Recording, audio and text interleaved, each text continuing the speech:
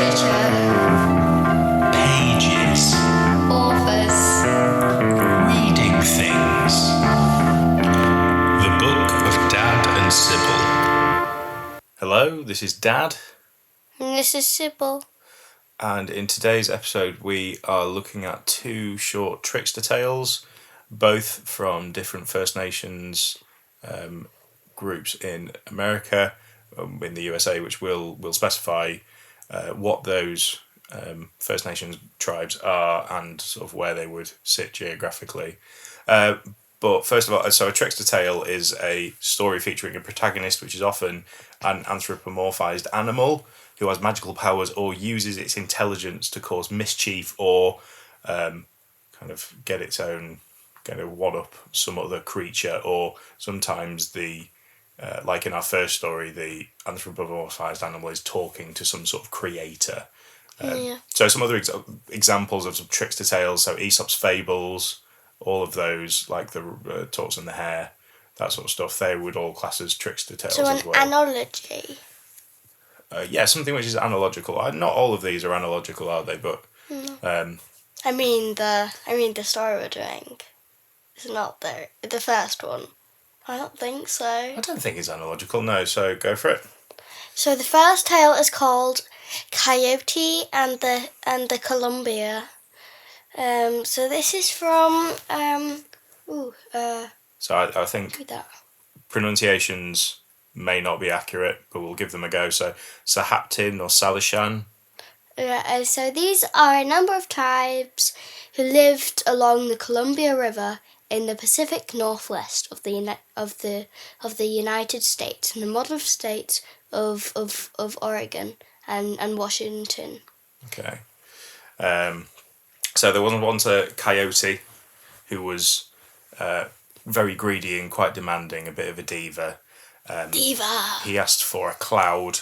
Ooh, it turns out that when he got the cloud, it wasn't enough cloud. So I think this is one of those instances where he's talking to some sort of creator. Yes. He wants, after the clouds, he wants some rain, but that's not enough rain. He wants a creek so he can cool his feet off, and then that creek's not deep enough, and then it's in fact to the point where it becomes the Columbia River. So Sybil's got some questions that she came up as she was writing the notes for this. Right. So this is the Tabodas. Tabodas interview portion. Yeah. All right. So I've got two questions for you. So the first question is: do you think anyone is there watching him? And if there are, what do you think they're doing? I quite like the idea that there is a rabbit sat there watching him, preferably chewing on grass, looking a little bit gormless, or sort of quietly quizzical.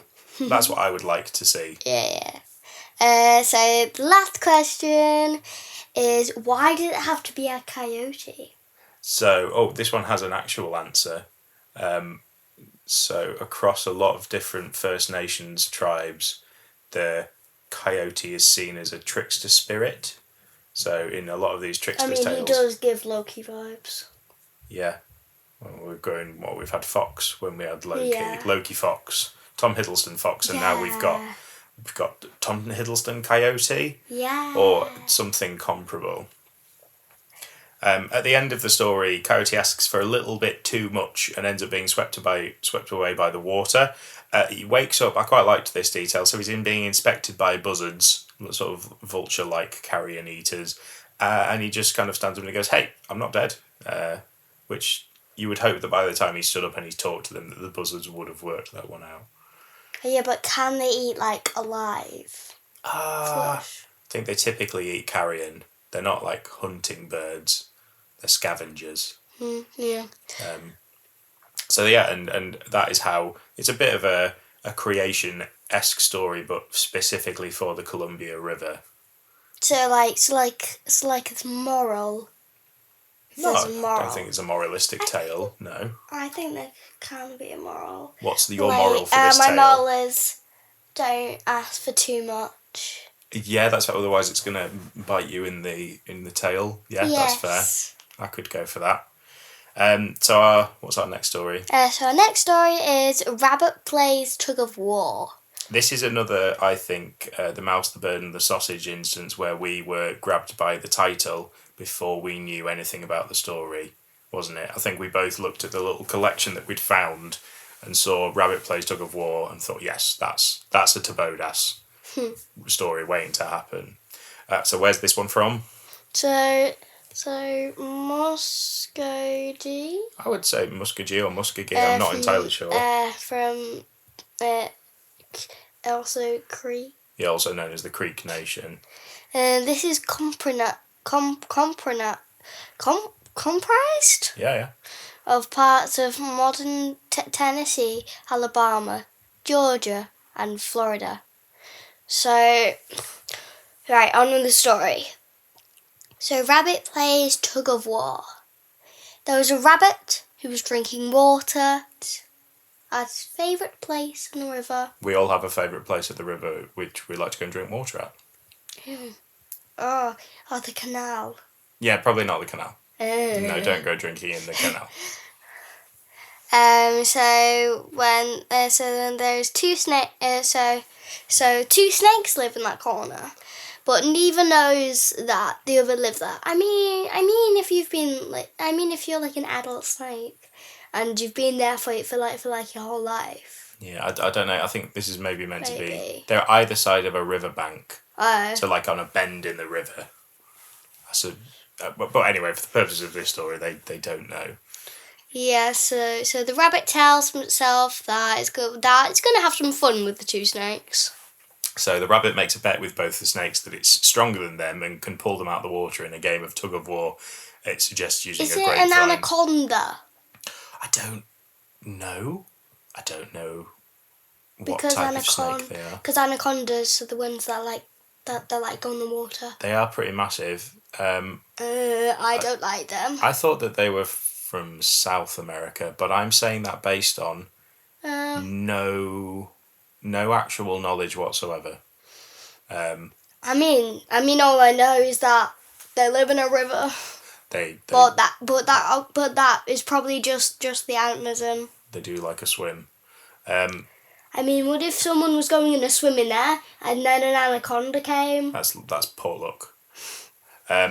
So the rabbit said he would stand out of sight on the bank and whoop when he was ready. I liked that detail. Both of the snakes agreed to this and thought it was fine. I feel like you're inviting yourself to get duped here if you can't actually see the rabbit, but I suppose they are trusting the rabbit wrongly here. They end up playing tug of war with each other because the rabbit uses a very long grapevine and gives one end to each of the snakes. They are like, whoa, this rabbit's super strong, dude. They end up playing tug of war with each other. Rabbit just sits on the bank and laughs loudly enough for the snakes to realise that actually they're having a trick played on them. They swim around the bank and they meet each other for the first time and they go, hey, that rabbit, I don't like him. He can't drink at his favourite place anymore. However, the rabbit, as it turns out, can turn into a fawn. Into a deer. It can turn into a deer whenever he wants. So he still drinks at his favourite place. He just has to turn into a fawn. So actually the rabbit, well, sort of learns nothing, but the rabbit does decide that he's not going to play any more tricks on snakes. Yeah. Kind of a moral? Yes, it's a very specific moral. Don't play tricks on snakes, or you'll have to turn into a fawn when you want to drink at your favourite place in the river. That's a very specific moral that has a very specific place. But is it still a moral? Yeah, I'll accept it. Yeah. So, ratings for our two little stories here. Obviously, there are lots and lots and lots of these stories out there. So I don't think we're not sort of... These may not be totally representative of the entirety of Trickster tales from... What should we do next? Oh, that's a great question. What country? Maybe French? We could look at something French. I feel like if we've done Grimm's fairy tales, we've also done a Romanian tale last week. But I feel Romania. Like Grimm probably took things from sort of Western and Central Europe, so actually a lot of your French fairy tales might be similar. I feel that we could go sort of totally to another continent, sort of maybe look at something like we'll probably for the next couple of episodes at least, because this has been quite fun. This hop around is the a world a little world bit. tour. Yeah, the Tobodas World Tour. But in my bedroom. Yeah, absolutely. In the new Tobodas Tales recording studio that we've decked out. That's with, comfier. with all of the things. Yeah, normally we record in the kitchen, but we've moved to a more professional studio, i.e. Sybil's bedroom. So we don't know what we're doing next week, but that's going to be a fun reveal for everybody, isn't it? Mm-hmm. So whatever we are doing next week, we will see you then. Goodbye. Bye. Literature.